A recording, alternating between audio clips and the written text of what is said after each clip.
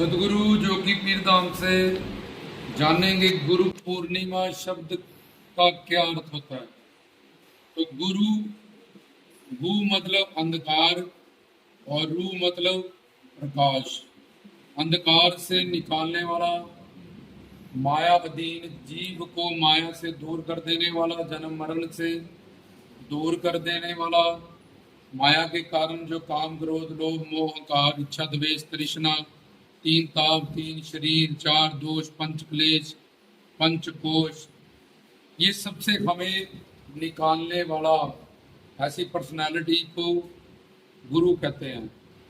तो गुरु में अब तीन पर्सनालिटियां हो सकती है। एक चार पर्सनालिटीज गुरु में हो सकती है। एक तो भगवान, शिव पिता अल्लाह गॉड भाई गुरु, उन्होंने चिड़िया को ज्ञान दिया कि घोंसला कैसे बनाना है। माँ के पेट से बच्चा आया, उसको ज्ञान दिया कैसे दूध को खींचना है। उसने तब कोई गुरु नहीं किया, क्योंकि आदि गुरु भगवान को आदि गुरु कहा जाता है। भगवान भी हमें कुछ ज्ञान प्रदान करता है। तो भगवान सुप्रीम पावर है, उसका काम है संसार को प्रकट करना, उसकी रक्षा करना, उसका प्रलय करना और सब जीवों के कर्मों को नोट करना, उनकी किस्मत बनाना, पाप पुण्य भुगताना। तो भगवान मायाधीश है, जिसके पास काल माया नहीं जा सकती, क्योंकि उसके पास स्वरूप शक्ति है।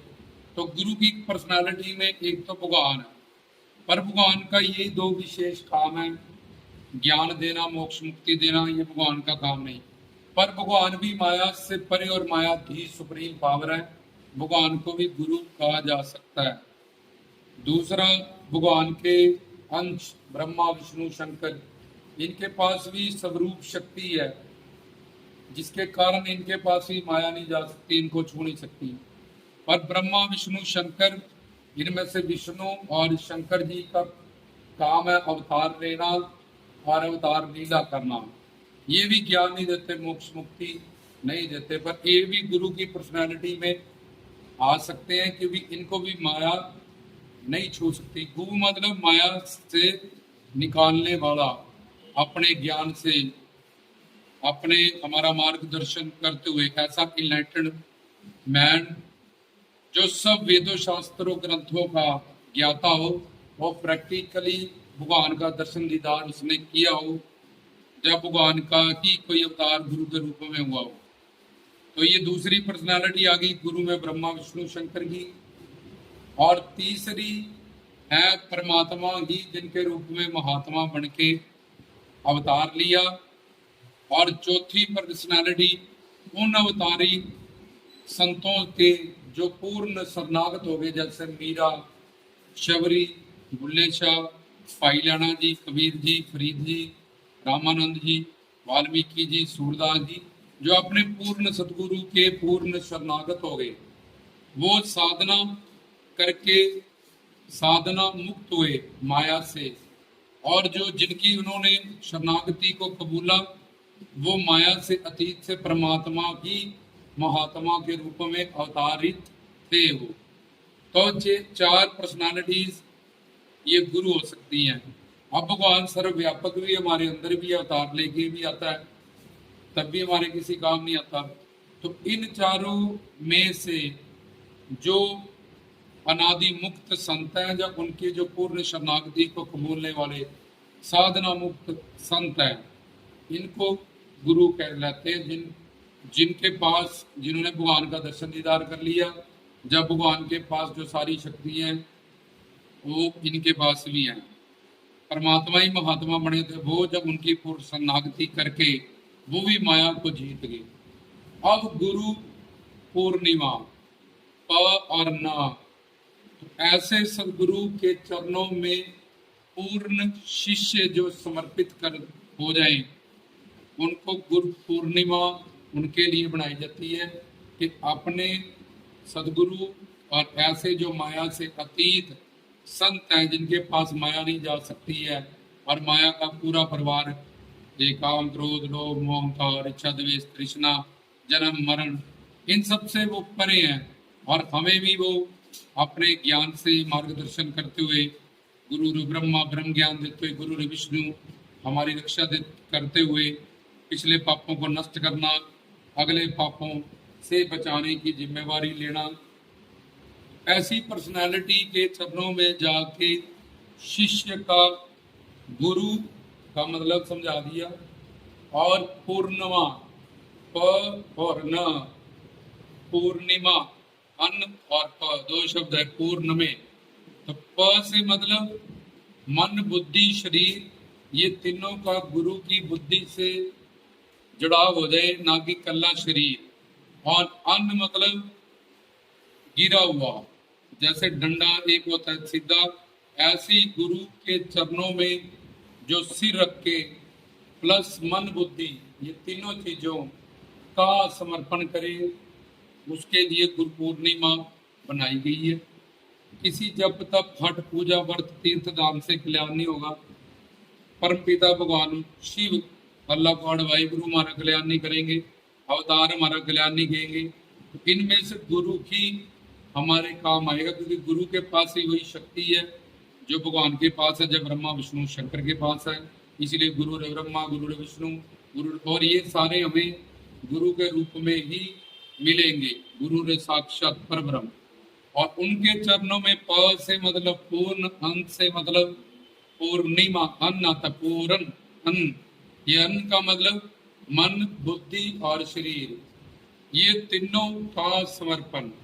जितना जितना समर्पण होगा गुरु के चरणों में, उतनी उतनी ही कृपा होगी। और जब पूर्णता उनके चरणों में मन बुद्धि का दान हो जाएगा, समर्पण हो जाएगा, जुड़ाव हो जाना, उनकी मन बुद्धि जब गुरु की मन बुद्धि से जुड़ जाएगी, उस चेले के जीवन में गुरु पूर्णिमा आ जाएगी। क्योंकि संसार में जब डॉक्टर के पास जाते हैं, अपनी बुद्धि डॉक्टर की बुद्धि से जोड़ देते हैं। 2 गोली सुबह, 2 शाम, 2 रात, 3 नहीं खाते, 1 नहीं खाते। टीचर के पास जाते हैं तो टीचर की बुद्धि से A for Apple, B for boy पूर्णता जोड़ देते हैं, तभी हम पढ़ जाते हैं। वकील के पास जाते हैं तो पूरी बुद्धि वकील के हिसाब से जोड़ देते हैं। पर जब हम गुरु के पास जाते हैं तो तर्क करते हैं अपने पापों के कारण, अज्ञानता के कारण और अविवेक के कारण। और जब तक हम पाप पुण्य से बंधे हैं संचित कर्मों के, कोई जप तप पाठ पूजा तन मन धन से की गई सेवा भी सिर्फ अंतःकरण को शुद्ध करेगी, कुछ पापों को नष्ट करेगी। तो फिर कुछ पाप नष्ट होंगे, अनंत पाप फिर पड़े, फिर जन्म होता रहेगा, फिर मरण होता रहेगा। पुण्य को भोगने आओगे, फिर पाप कर जाओगे। इसलिए किसी भी तरह से इस काल माया से अवतीर्ण नहीं हुआ जा सकता। सिर्फ एक ही तरीका है कि गुरु के चरणों में पूर्ण शरणागति कर दी जाए, जिसके कारण से गुरु पिछले सब पापों का कच्चा चिट्ठा फाड़ देगा और भविष्य में उस पूर्ण चेले से कभी कोई पाप हो ही नहीं सकता, इसकी जिम्मेवारी ले लेगा। और उसका कोई, क्योंकि उसकी बुद्धि गुरु की बुद्धि से पूर्णता समर्पण और जुड़ाव, उसमें गुरु का कोई फायदा नहीं है, उसमें हमारा फायदा है। क्योंकि किसी भी तरह से जन्म मरण से नहीं हम निकल सकते हैं, इस माया को नहीं जीत सकते हैं। सिर्फ गुरु ही हमें इस माया से अवतीर्ण कर सकता है और जिता सकता है। इसलिए जितने % शरणागति उनके चरणों में होगी, उतना % अगर उनसे एक्टिंग करोगे वो भी एक्टिंग कर देंगे तुम्हारे साथ। 25% समर्पण करोगे, 25% ही प्रेम करेंगे। 50% करोगे कि वो अंदर देखेंगे। ये नहीं कि तुम शरीर से माथा टेक रहे हो, चरणों में झुक रहे हो, डंडे की तरह लेट रहे हो, मन बुद्धि अपनी चला रहे हो, तो वो भी लीला करेंगे तुम्हारे साथ। क्योंकि उनसे बड़ा सर्वज्ञ सर्वंतरयामी कोई नहीं है। उनको तो पता ही होगा ये ऊपर ऊपर से कर रहा है, कर रही है, वो भी ऊपर ऊपर से आशीर्वाद देंगे। आप पता होगा ये 25% कर रही है तो 25% इसको कृपा करो, 50% 100% कर लिया ठीक है, इसको सब पापों से मुक्त करो, जीव शरीर दो, सिर्फ प्रारब्ध के भोग से जीवन जिएगी। और जन्म जमांतर के लिए ये अब उस भाव से गुरु के चरणों में उनका सनातन संबंध जुड़ जाएगा। उस भाव से, उस रिश्ते से वो सारे पापों से मुक्ति पा जाएगी, पिछले जब पा जाएगा। और आगे क्योंकि उसकी बुद्धि गुरु के बुद्धि के साथ उसने दान कर दिया, अब उसके लिए सब कुछ उसने जो करना था उसने कर लिया।